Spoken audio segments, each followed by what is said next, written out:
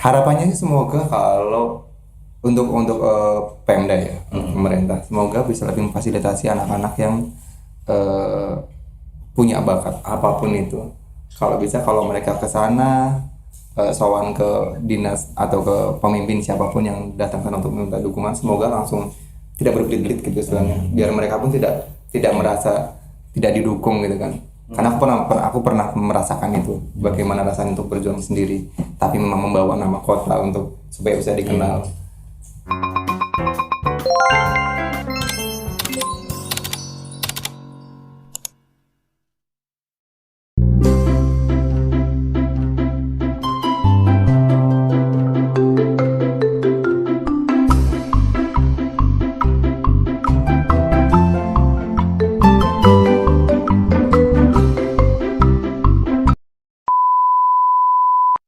Oke guys, balik lagi di Brebes Undercover. Channel under anti cover. Nah, untuk episode kali ini kita Brebes Undercover kedatangan orang yang sangat spesial lagi nih, terutama di daerah Brebes dan sekitarnya. Siapa nih, Re? Siapa? Oke, kita perkenalkan dulu Mas Adi, monggo. Aku? Iya Mas, siapa Oke. Mas? Saya Arya Kris, owner dari Arya Kris. Sebelumnya mau saya sampaikan kalau Mas Arya Kris ini atau Kak Arya Kris ini, bener nggak sih Ya. panggilnya? Oke. Oh iya, Benar. Arya Kris ini adalah salah seorang desainer dan karya-karyanya itu udah dipakai beberapa artis ya sama ajang-ajang Miss Indonesia dan Miss Jawa Tengah segala macam gitu ya. Nah, sebelumnya monggo perkenalkan diri sendiri dulu Kak Arya. Dari mana ya? Dari Brebes saja nggak Oh apa-apa. iya benar. Perkenalkan, nama saya Arya Kris, bukan nama asli sih, itu nama brand ya. Ya. Brandnya Arya Kris. Saya asli Brebes, Terdes Obatan. Dan mulai dari mana ya ceritanya ya? Bebas. Saya dulu spesialisasinya sebenarnya desainnya kebaya. Dulu pakai nama produknya Arya Kris Kebaya. Cuman proses berjalannya waktu dan dibentuk oleh circle pekerjaan, akhirnya nama kebayanya saya hilangin dan jadi Arya Kris saja, karena memang untuk menjangkau semua hal di bidang fashion. Jadi sekarang namanya Arya Kris. Gitu. Oh, perkenalan singkat ya kayak. Singkat. Masih banyak perkenalan lain. Berarti Mas Arya Kak, iya Kak. Oh, ceplosan. Uns. Banget kamu Uns. Kak Arya nih punya ketertarikan terhadap dunia desain nih dari mana sih? Oke.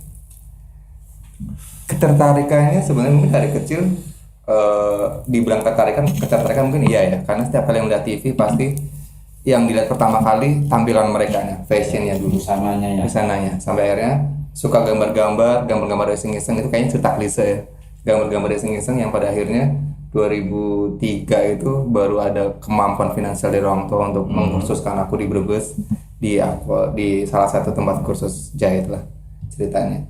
Dan 2004 itu baru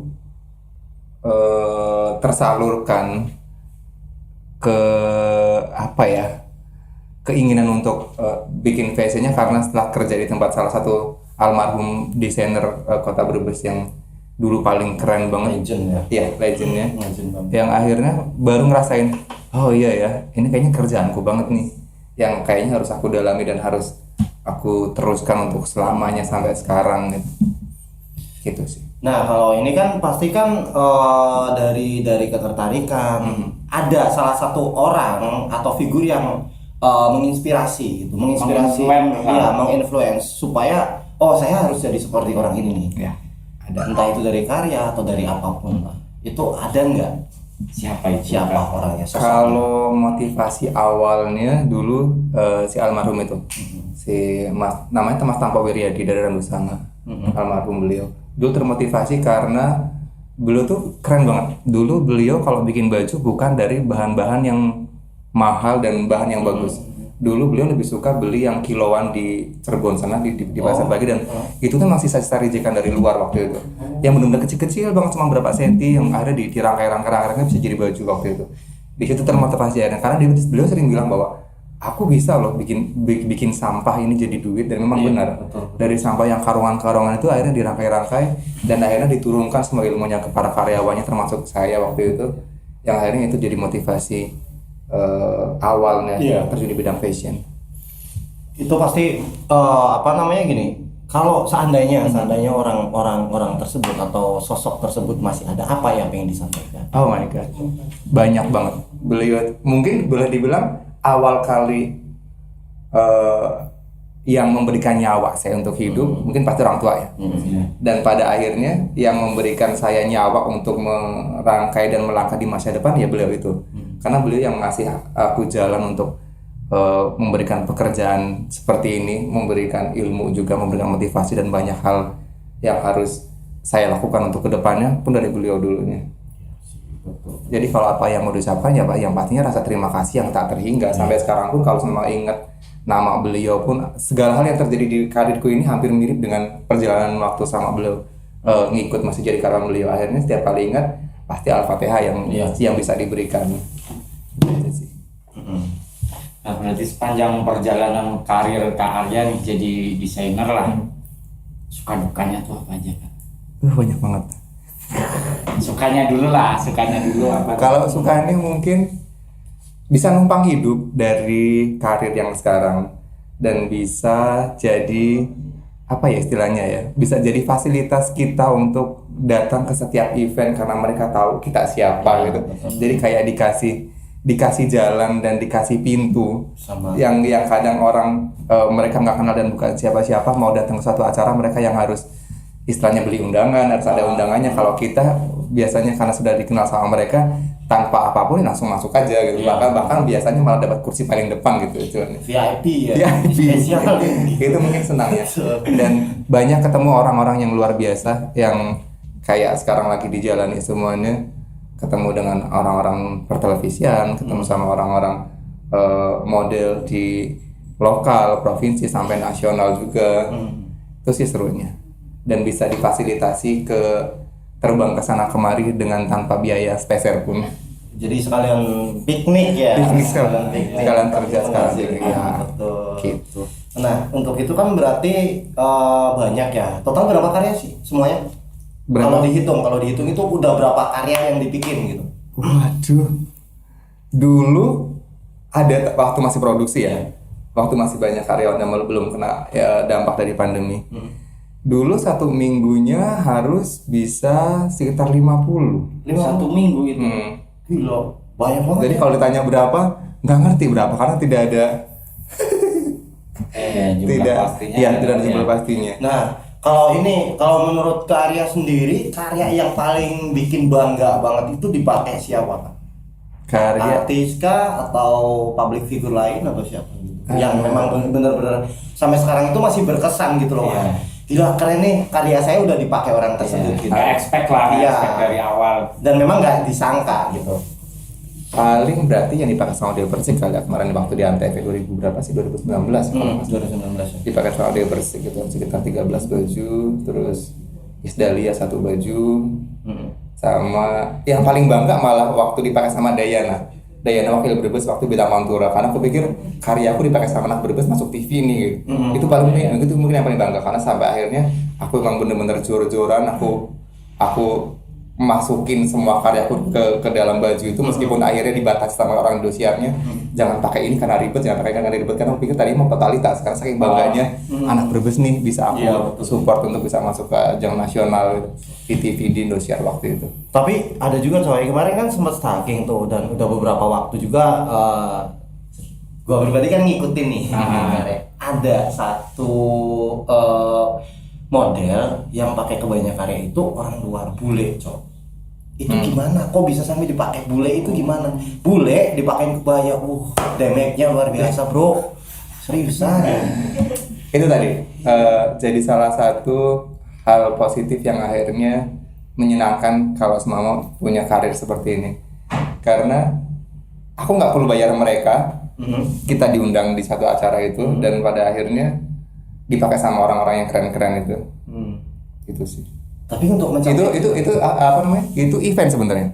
Itu event, aku dibayar waktu itu disewa bajunya untuk support acara itu. aku pun nggak cuma dikasih tahu nanti modelnya bule mas dari Ukraina. Aku bilang oh ya sudah, kalau bule berarti emang harus aku perbedakan kan tingginya, karena untuk orang-orang luar itu memang porsinya beda. Untuk istilahnya untuk pundaknya pun sama orang Indonesia beda, jadi emang harus dispesialkan waktu itu. Jadi pundaknya lebih lebar. Oh Iya, bidang. mereka lebih bidang kalau untuk cewek. Ya ceweknya. Jadi biar pemikirannya sih. Jadi bahasa mereka tuh karena bukan aku yang sengaja ngundang mereka, tapi aku yang diundang sama yang punya acara, tahu-tahu disodorkan dan banyak cerita seru waktu itu, karena aku yang nggak begitu hafal bahasanya dan mereka yang masih, karena baru hari itu ketemu. Sampai pada suatu ketika aku sama si bule itu, karena dia mungkin masih malu sama aku dan dia pikir bisa pakai bajunya sendiri. Karena baju mermaid waktu itu, kalau baju mermaid, baju model mermaid gitu, lipat gitu, nggak bisa dipakai dari atas kan, harus pakai dari bawah. Dia tuh pakai dari atas, akhirnya stuck kan, nyangkut dan dia itu kepala nggak bisa keluar waktu itu, karena emang bahu sama itu kan beda kan gitunya. Sampai pada akhirnya dia teriak-teriak di kamar mandi, dia minta ditolongin itunya karena nggak bisa, karena dia pun sudah make up kan. Jadi kalau mau pakai baju harus hati-hati, jangan sampai make upnya. Dia pun nggak bisa sembarang lepas akhirnya, karena dia nggak bisa, dia teriak-teriak minta tolong. Akhirnya yang tadinya dia malu-malu, akhirnya kita rame-rame nolongin dia di situ pakein baju. Dengan kondisi badan yang iya, dengan dia cuma pakai gitulah, karena orang mau ganti baju tahu lah ya gitu. serius, Serunya gitu. Orang bilang, tapi seru ya kerjanya. Iya. Gantiin baju orang-orang yang keren-keren gitu. Cuma untuk aku ya itu cuma sebuah pekerjaan kan. Gak mungkin saat kerja mikirnya kemana-mana. Jadi buat tuh ya biasa aja. Gitu. Kemana-mana juga boleh kali. Dikit, gitu paling dikit lah. Ya kayak traveling ke Randusanga kayak atau ke Tegal, pemikirannya gitu. Itu enaknya. Enak. Kalau dukanya apa ya? Kalau dukanya kayaknya nggak ada dukanya. Ya pasti kan gini kan, banyak ya coy.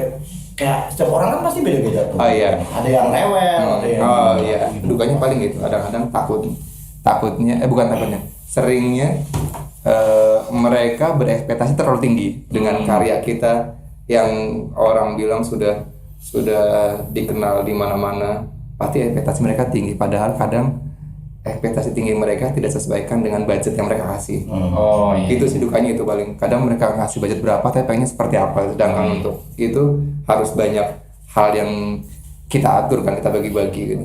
Itu sih. Uangnya ya nggak sesuai lah. Cupeng. Hai manusia.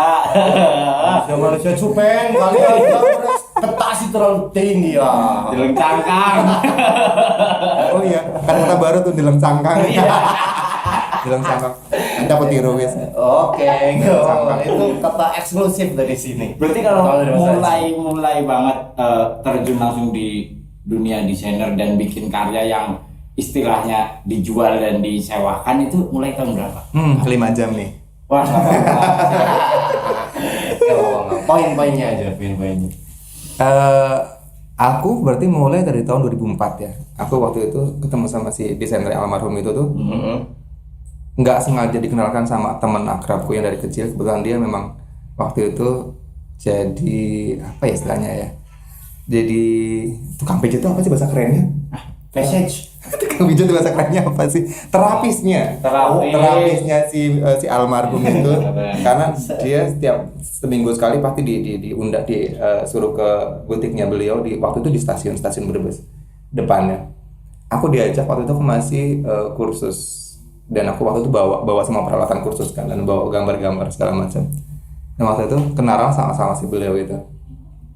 Setelah kenalan baru beliau ngeliat bahwa kamu tertarik di dunia seperti dunia jahitan seperti ini. Aku bilang iya, memang lagi kursus karena emang nggak punya pilihan lain waktu itu, karena aku pikir dulu awalnya waktu mau kursus itu ya udah kursus nanti bisa kerja di garment atau di konveksi gitu, yang penting bisa jahit dulu.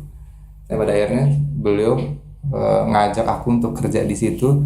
Waktu itu pun awalnya bukan jahit, tapi waktu itu aku nggak punya temen nih buat tidur di rumah ini untuk bangunin aku sahur, dia bilang udah.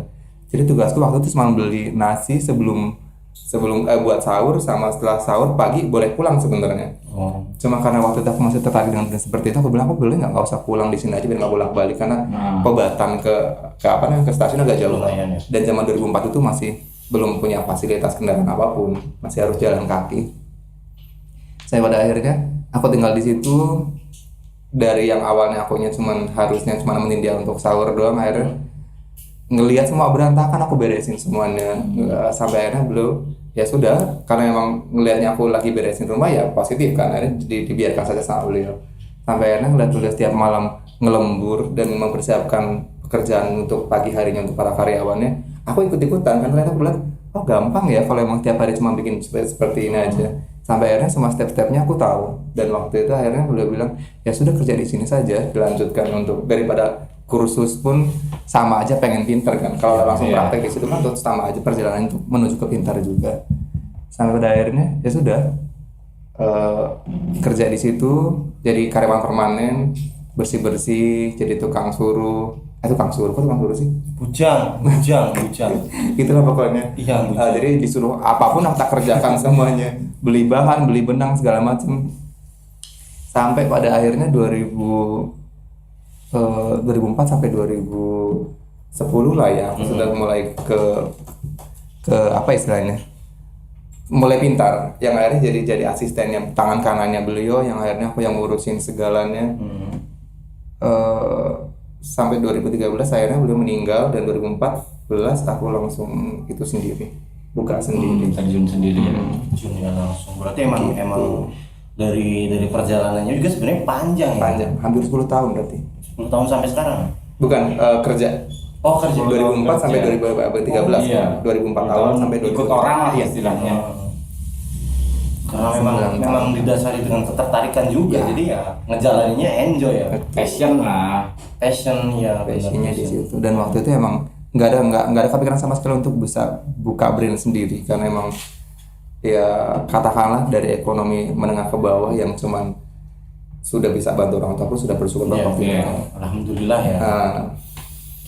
Tapi kalau pencapaian tertinggi lagi ada nggak sih Kak? Maksudnya kayak pengen ikut ajang apa atau pernah ikut ajang apa gitu yang bener-bener gila gitu loh, wah anjir ini pencapaian paling tinggi banget tuh gitu. Itu ada nggak targetnya? Lagi dikejar sih semuanya. Mungkin kalau untuk orang-orang kayak aku yang penjahit kampung gitu lah ya, target tertingginya mungkin tadi dipakai artis dan masuk TV. Itu mungkin target itu paling tingginya, reward paling tingginya. Cuman pengennya sih kedepannya biar lebih dikenal dan bisa kalau pencapaian tertinggi kemarin beberapa kali ke internasional juga, ke Miss Ultra Universe internasional. Iya, ke Miss Culture and gila banget Cok. apa sih, aku lupa nama Miss Universe? Bukan, Miss Ultra Universe nama, karena emang ternyata ajang tuh banyak banget mas. Ajang-ajang pigeon tuh kayaknya aku bilang kayaknya puluhan, bahkan ya puluhan lah kayaknya. Tapi itu kan skalanya bukan skala nasional kan? Ya itu yang sudah ke internasional. Internasional Di bawah doang. Internasional. Bahkan aku bawa itu loh, waktu ke Miss Tourism and Culture tuh aku bawa kebaya plus batik salon loh waktu itu ke sana. Asli Brebes. Asli Brebes, batik salon Brebes, di sosial media aku ada batik salon Brebes yang aku bawa ke waktu itu di Myanmar atau di mana aku lupa, dipakai di sana. Tapi maksudnya apa ya namanya, udah itu kan harusnya pencapaian paling tinggi ya bro. Dari lingkungan sendiri udah pada kenal nggak, maksudnya khususnya daerah Brebes mungkin masih banyak dong yang nggak paham gitu, belum tentang itu. Aduh. Harapannya apa? Ini mulai curhat nih. Tapi memang banyak hal yang akhirnya aku sorry tempatnya curhat. Oh ya bener, tempatnya curhat. Di Brebes memang aku belum dikenal. Bahkan untuk duta wisata sekelas kota Brebes pun aku belum dipakai. Hah? Ya. Nanti saya kenalin Oh, iya, ya, ada bener. linknya. Serius. Harus itu. Duta wisatanya ada temannya. Iya, aku pun gini. Aku di mana-mana orang sudah tahu ya, tapi di Brebes sendiri belum kepake, sampai orang-orang di kota-kota sebelah sana pun mereka bilang ya Allah baik banget sih mas. Mereka sampai heran, masa sih mas nggak pernah dipakai di kota Brebes? Aku bilang iya belum pernah, aku bilang gitu. 2014 sampai sekarang pun, padahal dulu ya aku sampai punya pemikiran bahwa pakailah gratis nggak apa-apa, yang penting aku bisa tampil di kota sendiri, bisa bangga di kota sendiri. Sampai sekarang belum. Sampai sekarang Belum. Tapi kalau untuk Istilahnya beberapa di kota-kota luar aku dibayar, di sini digratiskan pun aku belum dipakai. itu kan? karena Hey, apa? orang Brebes. Ternyata itu karena sayanya yang tidak, kata mereka sih, kata mereka akunya yang kurang berinteraksi dan kurang memperkenalkan diri ke dinas-dinas, katanya gitu sih. Katanya aku yang harus aktif di Kota Brebes, yang harus keluar masuk harus katanya harus seperti itu sih, biar bisa dikenal, biar bisa dipakai, katanya seperti itu. Jadi ternyata seterkenal apapun di luaran sana, kalau kita di sini tidak ketok-ketok pintu berarti kita nggak bakal dikenal, mungkin seperti itu. Itu kayaknya berlaku buat apa-apa ya bro.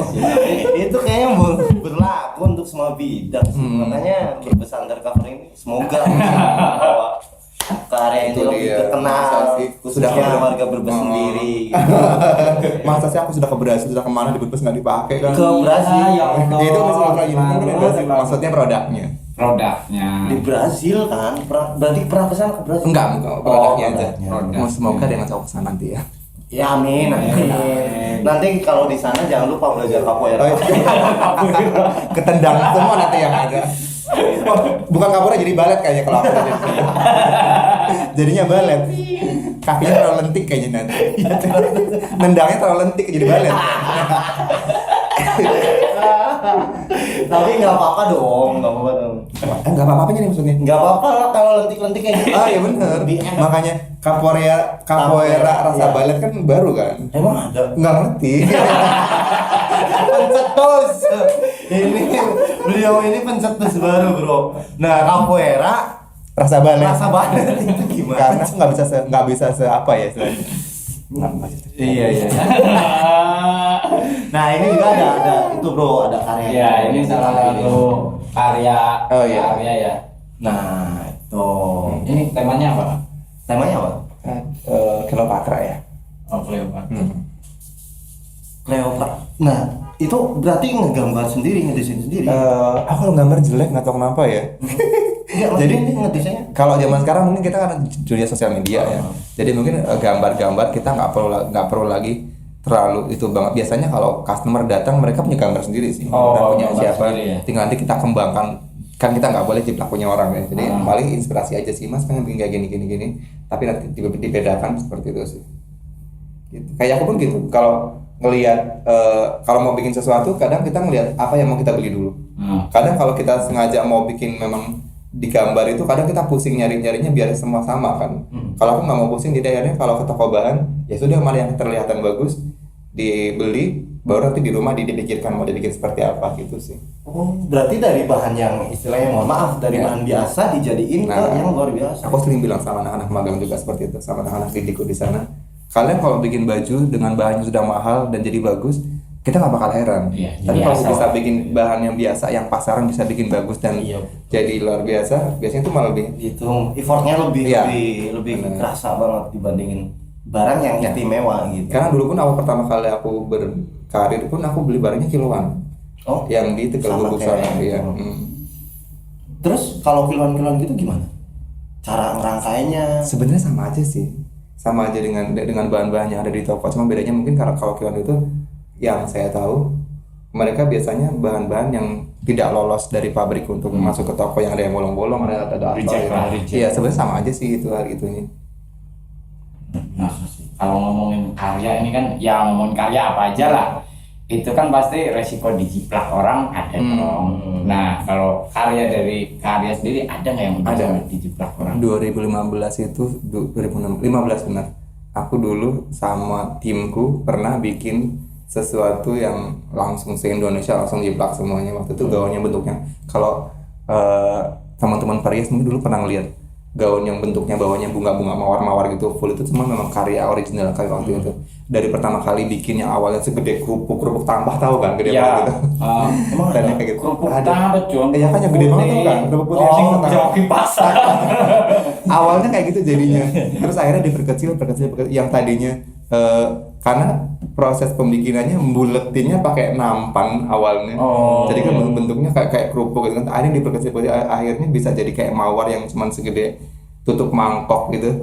Yang akhirnya bisa seperti itu, akhirnya booming memang benar, dan memang kita juga menikmati sih waktu itu, menikmati hasil dari semuanya. Yang pada akhirnya teman-teman desainer yang lokal pun kalau ketemu pasti mereka minta maaf. Mas, aku minta maaf ya, aku bikin karya kayak seperti kamu karena emang banyak pelanggannya minta seperti itu. Bilang, yuk nggak apa-apa, rezeki kita nggak bakal tertukar Iya. kok. Dan juga istilahnya kita masak bumbu sama pun rasa pasti beda gitu. Iya. Iya. Karena customerku pun nggak mungkin mau beli di tempat dia karena memang hasilnya beda. Customer dia pun nggak mungkin mau di tempatku karena memang harganya pun beda gitu. Itu sih 2015 momen bunga-bunga mawar-mawar itu. Dan setelah itu aku nggak kapok sih.